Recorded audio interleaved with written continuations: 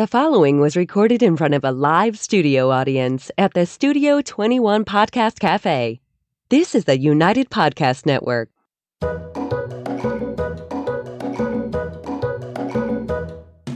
Welcome to the Quirky Dog Podcast, inspired by some of the quirkiest dogs you can ever imagine and the owners who love them. This podcast is brought to you by the quirky couple themselves, Scott and Jess Williams. Their aim is to educate and entertain. Here's Scott and Jess. Welcome, guys, and happy Wednesday. We are coming to you live here from Salem, New Hampshire, and we are going to talk about barking today. We know that barking is a big issue with dogs and while we're training dogs, so we want to give you guys some solutions. But first, we're going to start with the quirky tip of the day. And the quirky tip of the day, if we're going to freak you out with talking about bark collars, then that's fine. We'll just have you leave now, is if you are going to choose to use a bark collar for barking, we recommend this one. So my cigar holder is going to hold this, and I'm going to look it up on Amazon because I'm so passionate about this. So, I will let people know what it's called. Okay. It's called the Garmin Bark Limiter Deluxe. Yes. And this is a rechargeable $99 collar. A rechargeable collar, and it is $99.99 on Amazon Prime. So if you are going to use a bark collar, we recommend that one. That's $99 to peace. Peace and quiet. We're big on that. We're going to talk about a few different solutions, but honestly, bark collars save lives. Of course. Yeah, I mean, that's a real common problem. Like dogs are returned or they have to go to a shelter or whatever else. If you live in an apartment, and this happened to me, I got a little dog in high school, not a big deal.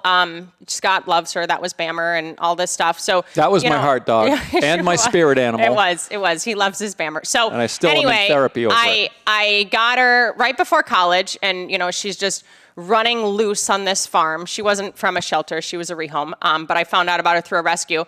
And she's just running, territorially barking, not listening to the people. The old people are like, Bailey, come. Her name was Bailey at that point.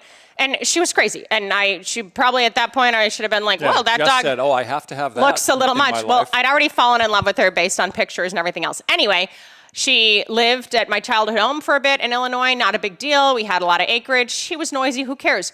When I lived in an apartment in college, my junior year with my animals, I could not have Bammer barking all the time. I wouldn't have been allowed to rent my studio apartment. So she wore a bark collar on the road, for shows and stuff because she was noisy, but she wore a bark collar there. And that's the first dog I personally put a bark collar on, and I couldn't have kept her otherwise. She had a lot to say, that Bammer. So a bark collar will help you if you're having problems outside of your house, or like if you're in an apartment and it's a noise issue and you're getting noise complaints, of course this will help you. But behaviorally, that's another whole side to the bark collar that I wanted to get into as well. Okay, well, let's talk about some other things that aren't bark collars, and then we'll just hit heavy, hard. Well, but we're talking about how to stop barking. Yes. That's the primary thing, and we have several different ways of doing that. And in the How to Calm Your Canine program, I don't even know if we recommend bark collars in the ebook. We may bring them up as the very last thing, but it's like visual blocking. That's a huge one. Like piece of cardboard. Yeah, a lot of times if the dog's just barking because of activity, you can put like a trifold piece of cardboard up. If they're barking out the window, you could put something so they can't see out the window of the car. Or like you always say with people that the dogs run and bark at the window, you can pull the shades, or you can put like coroplast on the bottom half. A visual barrier a lot of times is a huge help for barking. That along with a little music or some type of noise diffusion so they don't hear what's going on outside. That's a good one too, yeah. So if if it's every day the mailman comes, then blast your Spotify channel.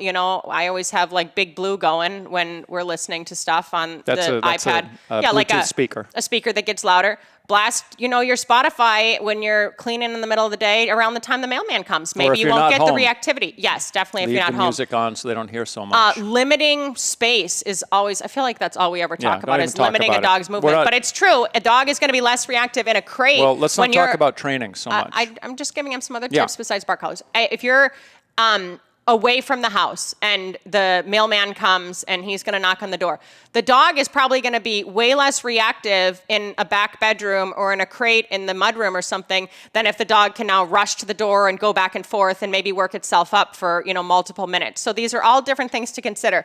One thing I was interested in, Could I just make a comment? It has nothing to do with what method you use, but I have found that the act of barking prevents training, because we can tell people put your dog in the crate.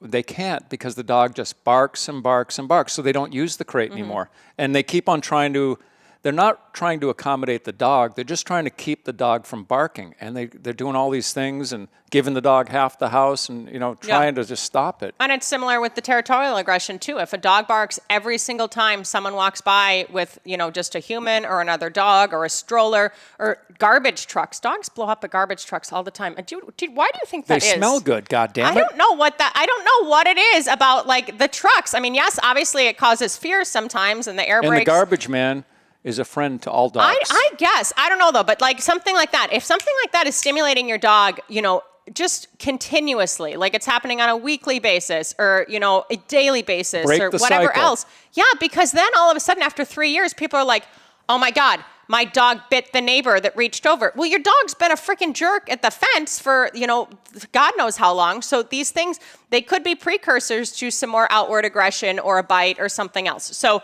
barking is good to just be able to squash. And Scott talks about this a lot before I get into the manners minder talk here. I talk too much, but what were we going to say? Scott talks about this a lot in relation to what is happening with like barking and I want my dog to stop barking and I want my dog to still alert. Your dog isn't going to ever not bark, and I think we've said that before. If someone comes to the house, you're still going to get that territorial barking. And vice versa. If the dog doesn't bark when strangers come, you can't. They're just not going to start because you want them to. That's just kind of built into who they are naturally as dogs. But you're not going to, we want you to be able to say, hey, that's enough, knock it off. You know what I mean? And a lot of people can't stop the cycle of the barking. So that's where like a bark collar would come into play or something like that. Did you have something to share? I just wanted to add, a client that I worked with recently sent me a text yesterday. And within her text was a quote, a line that I just thought was really awesome. She said, I didn't realize how stressed I was until I wasn't. We live with a lot of chronic stress that we can resolve. We just don't understand. We don't even realize this pressure of the dog's friggin' barking again. This is, and it's just always there. But when you take it away, you're like, it's like a breath of fresh air. I had no idea. Yeah, that is true. And I just thought it was a nice quote. I was hoping he was going to share something from the client and not to the point where he's just scrolling while we're podcasting on his phone. But I was actually on Live Leak. I'm glad there was a tie in there. But it's true. And like noise is stressful. And like my few girls who have worked for us like know, and Scott knows, like I have a zero tolerance policy for frickin' noise. And not only is that because of our own peace, but it's because of the peace of the animals. Like when we had our kennel, we would often have 30, 35 dogs there on Christmas morning. And I would walk in the morning and everyone was calm and quiet. And as I rotated, everyone's not freaking out. One thing I would often do, especially for dinner, is in the middle of the day, I'd get all the bowls ready because obviously that's a trigger for dogs. And no, every single dog that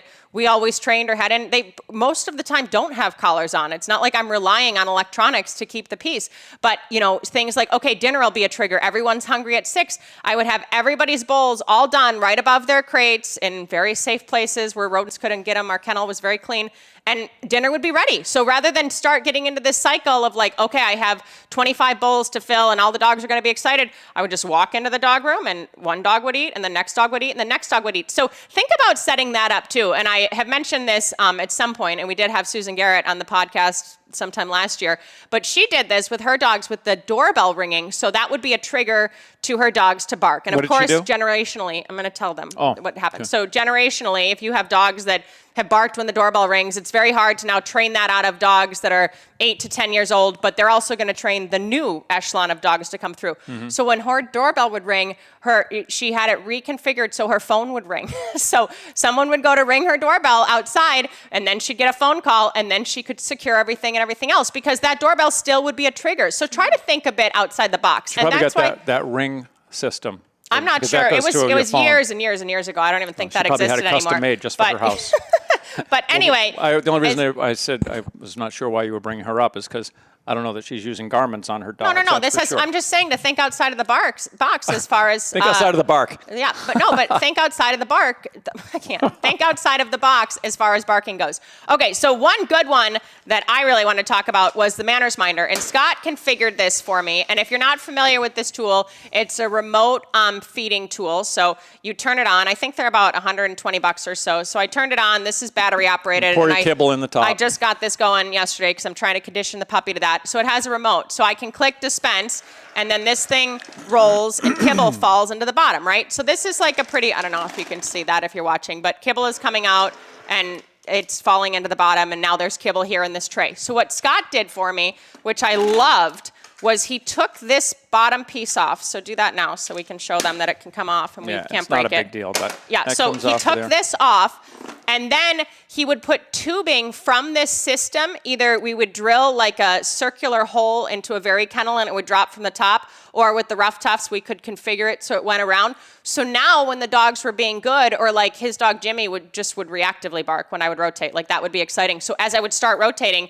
I would start hitting the manners minder. And literally, we have 2 of these. At one point, multiple dogs had multiple manners minders. The problem was the frequency of the remotes. I would hit one and everybody would get a cookie. But I loved that method. And it does work out great. And yes, you need to make sure you turn the battery off at night and you actually have the remote and everything else. But it's a great way to, one, reinforce the dog without having to go back to the dog if the dog was quiet. So I would do that all the time. Jimmy, quiet, no barking, and then I could reward him for that. Or like if you just have a dog, a lot of the mals and stuff just get reactive and crazy and everything else spinning, you're just preemptively like, okay, just eat while this happens, just to tone down that reactivity. Can I mention the downside to that methodology?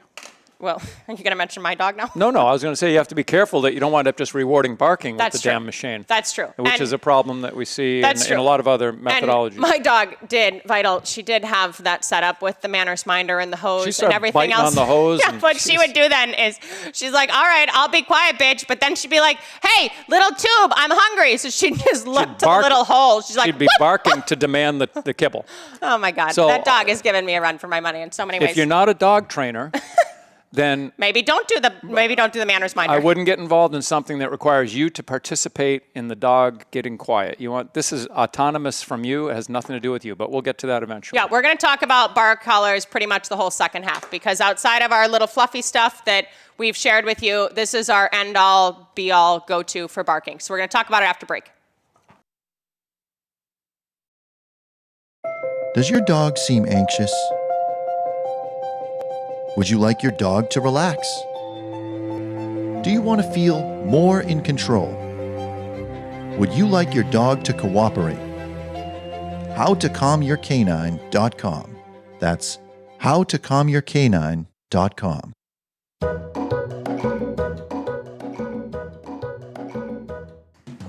So we came up with this topic, actually, because we had this as one of our questions of the day, and we've been doing so many interviews lately that our questions of the day have slipped. But if you do have a question of the day for us, you can always email us at studio@thequirkydog.com, and if and when we're able to, we will address that question live on the podcast. So this came from Jerry from North Carolina, and his question was, my dog barks all day, every day. What should I do about it? So we came up with a bark collar podcast, and we thought that would be a good way to go, or a no barking whatever podcast. So explain your history with bark collars, because you know way more about this, and we were talking about the big boxes and everything. I bought a bark collar from Dogtra, probably 1999, something like that, and it was big. It was like this huge, thing. Yeah. It was like this thing on the front of the dog. So if you had a small dog, it wasn't going to be an option. But I was training working dogs and competing in dog sports, strong dogs that have a lot of character, that will challenge everything to see if you really are worthy of owning them, kind of thing. And I just went, I just got advice from people in my club, and boom, and I just did it because we couldn't have barking. Now, at the same time, my tolerance for barking was way higher than hers. Much greater. If dogs would bark, I'd say quiet. They'd keep barking. I'd be doing something else. But I lived in a situation where I didn't have problems from outside the house. But I was living with a certain amount of stress within the house that, again, I didn't realize was there. Anytime there's noise, and here's the other thing about stress. If your dog is barking uncontrollably, they are getting more and more upset, unstable, and fucked up, to be blunt.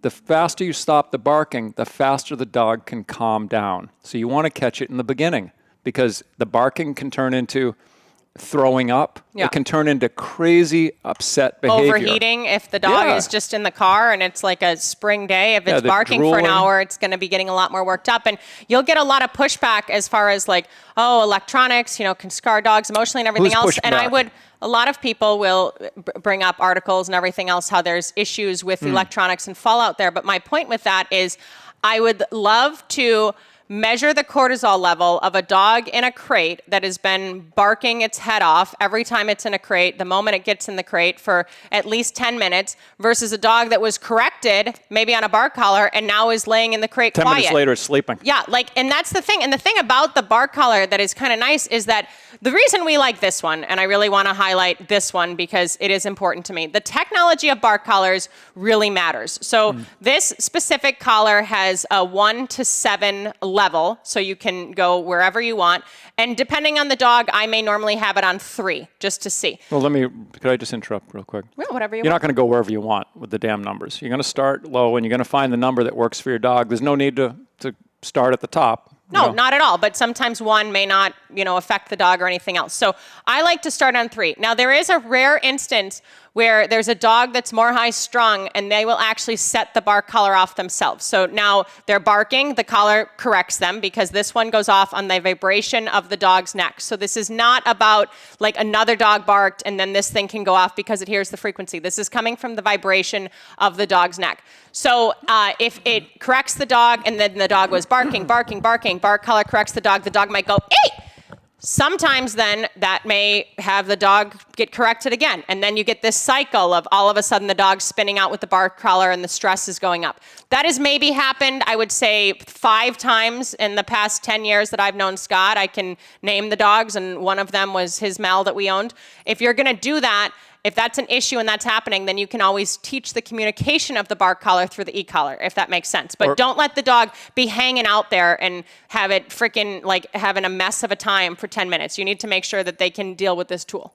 And I would add to that even though 3 seems to be the magic number for most dogs that we work with, I would start on 1 and let the dog bark and tolerate it for, a day. And then turn it up, because at least they're starting to understand that their barking is creating this little stimulation. The stimulation they're getting on level 1 isn't going to cause them to get more reactive. They barely can feel it, but they're realizing there's a connection between the barking and this tapping on their neck.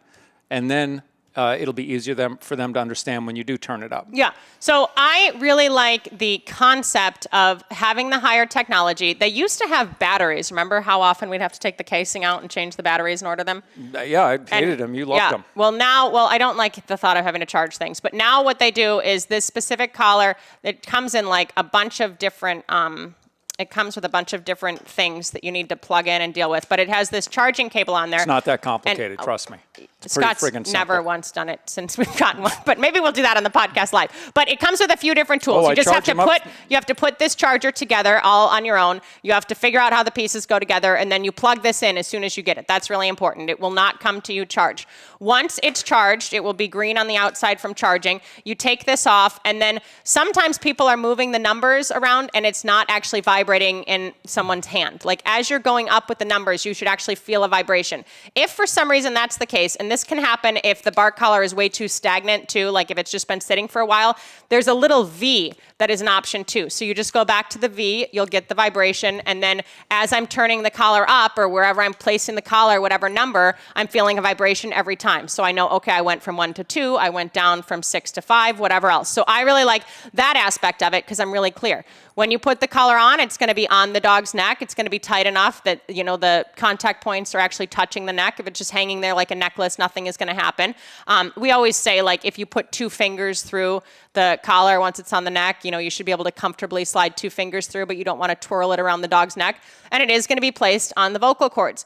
If your dog is really excited about eating and they eat in the crate, maybe take it off for eating or wherever you're using this tool. But this is the go-to tool in the crate. Right now, your Mal has a bark collar on at home. I think that's the only dog wearing a bark collar, but I'm into bark collars. I don't want a lot of barking. I don't want a lot of stress if somebody knocks on the door. I have music on and everything else too, but I want to squash that barking. And depending on how you squash barking, especially barking in a crate, I've done a lot of stuff where the dog barks and I cover the dog and then I give the dog more freedom and then, I'll reward the dog for being quiet. And all of those methods can certainly work, but it's a lot of legwork to put in and everything else.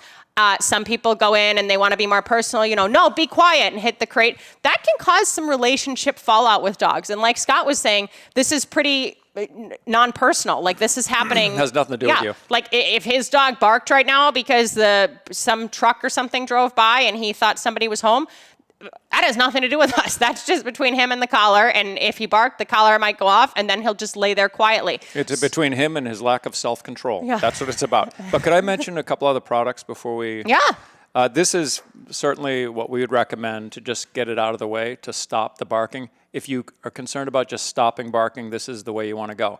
I, over the years, have purchased all the other stuff. I had a big square box that sent out a sonic sound if they barked. And some dogs that does work for if they're sensitive enough. I found that it worked for a dog I wasn't thinking about that barked, but the dog that was the barker didn't care. And that was like a $60 item.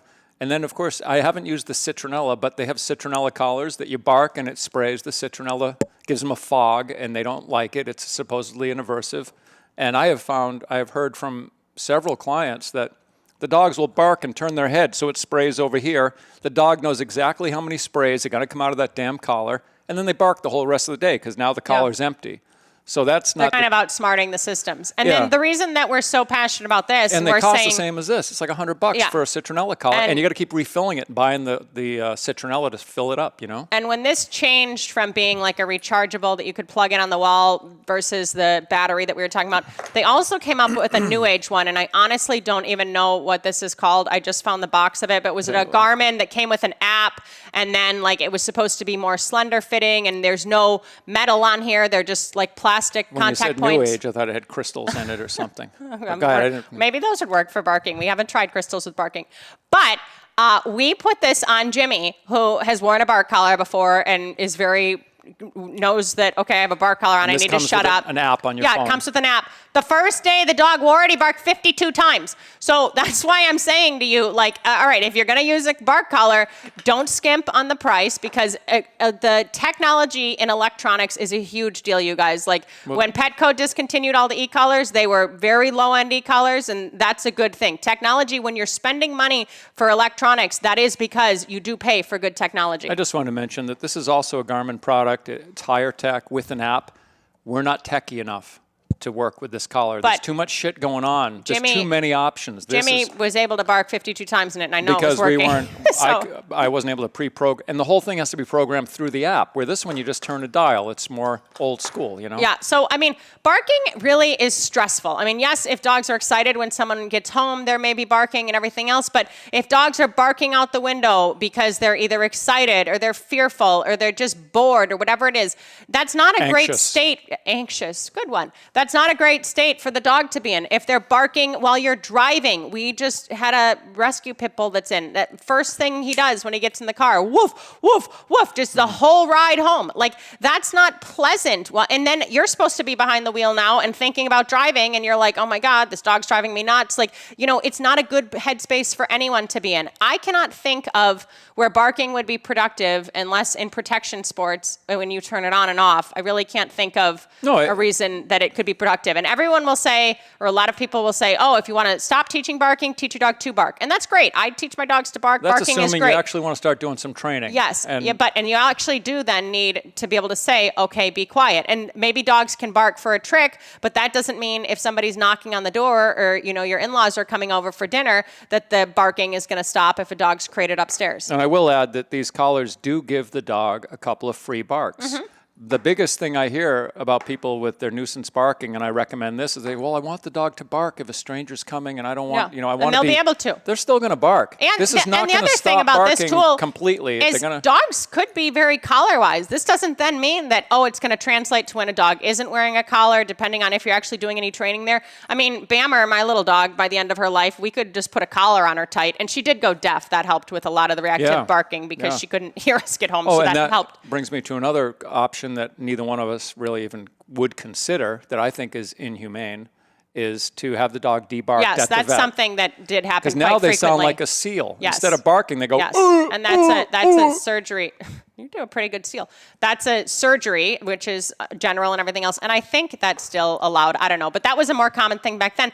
But you still have noise. And the worst part of that for me is the dog still has stress because the dog is still rehearsing all the same behaviors. It sounds different. You may not get kicked out of your apartment, but that doesn't mean that the dog is calm and in a state of mind that it can process and it can make, That's like good decisions and everything else. If your dog runs away from the house, have his legs cut off. You're not going to have the running anymore.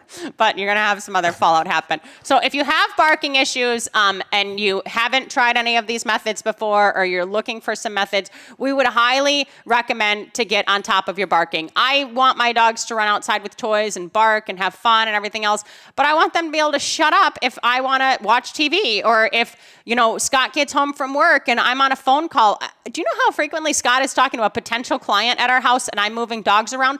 We can't have dogs freaking barking and going crazy. We are dog trainers. If we can't do it, who can do it? So, and I would add that also, we typically don't have bark collars on our dogs when we're home, but when we leave, and even with that said, right now, one dog there has a bark collar. If Amazon comes to the house and knocks on the door because they don't want to leave a package on the steps, one dog barking can get all dogs barking. Yes.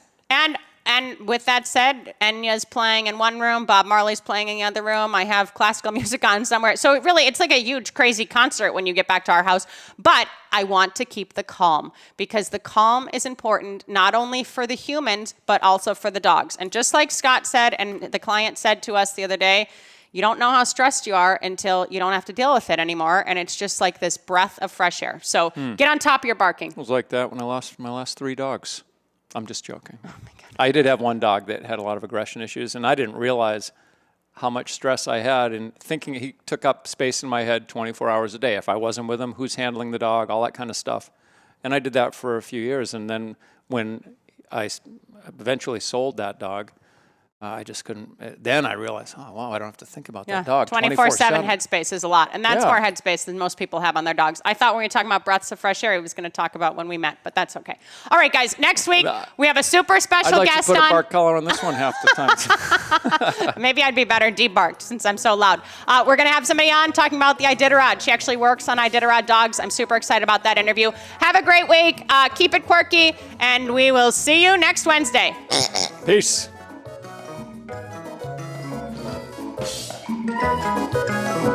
The views and opinions expressed by the hosts, guests, or callers of this program do not necessarily reflect the opinions of the Studio 21 Podcast Cafe, the United Podcast Network, its partners, or affiliates.